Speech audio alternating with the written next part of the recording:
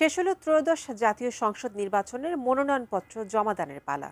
সম্ভাব্য প্রার্থীরা সারা দেশে উৎসব মুখর পরিবেশে মনোনয়নপত্র জমা দিয়েছেন, জানাচ্ছি ডেস্ক রিপোর্টে। এবারের নির্বাচনকে কেন্দ্র করে সারা দেশেই ব্যাপক আগ্রহ দেখা গেছে। সোমবার মনোনয়নপত্র জমা দেওয়ার শেষ দিনে রিটার্নিং কর্মকর্তার কার্যালয়গুলোতে ছিল সম্ভাব্য প্রার্থী ও তাদের সমর্থকদের ভিড়। বিএনপির চেয়ারপারসন বেগম খালেদা জিয়ার পক্ষে ফেনী 1 ও বগুড়া 7 আসনে দলের নেতাকর্মীরা মনোনয়নপত্র জমা দেন।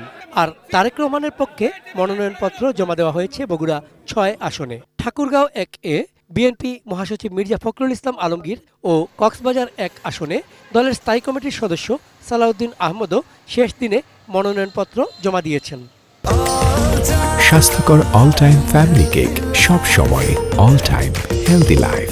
জনগণের ভালোবাসায় যদি আমরা নির্বাচিত হতে পারি তাহলে নিশ্চয়ই আমরা এই ঠাকুরগাঁও অঞ্চলের উন্নয়ন, সামাজিক পরিবেশকে উন্নত করা, এখানে শিক্ষা প্রতিষ্ঠানগুলোকে উন্নত করা, আমাদের আর্থসামাজিক ব্যবস্থাকে উন্নত করা এবং অর্থনৈতিক যে কর্মকাণ্ড তাকে আরো বৃদ্ধি করা, মানুষের কর্মসংস্থান সৃষ্টি করা, এই বিষয়গুলোকে আমরা সবচেয়ে গুরুত্ব আরোপ করব। এছাড়া কুমিল্লা 11-তে জামায়াতের নায়েবে আমির আব্দুল্লাহ মোহাম্মদ তাহের, খুলনা 5-এ সেক্রেটারি জেনারেল গোলাম পরোয়ার এবং খুলনা 1 আসনে তাদের প্রার্থী কৃষ্ণনন্দী প্রার্থিতার আবেদন দাখিল করেছেন। প্রতিটি ভোট কেন্দ্রের আশেপাশে বিদ্যমান অস্ত্রধারীরা এখনো আছে, সন্ত্রাসীরা এখনো আছে, যারা ভয় দিচ্ছে। এইটা নির্বিঘ্ন করতে না পারলে, নিরাপদ করতে না পারলে আগামী নির্বাচন সুষ্ঠু নিরপেক্ষ হওয়ার ব্যাপারে আমরা এখনো শঙ্কিত।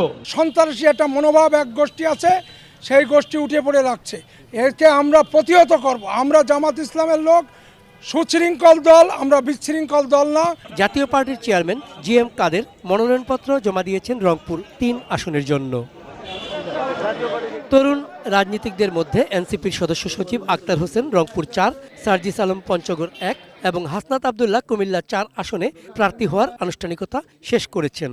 ওদিকে চট্টগ্রাম 10 আসনে বিএনপির প্রার্থী হচ্ছেন দলের প্রয়াত ভাইস চেয়ারম্যান আবদুল্লাহ আল নোমানের ছেলে সাইদ আল নোমান।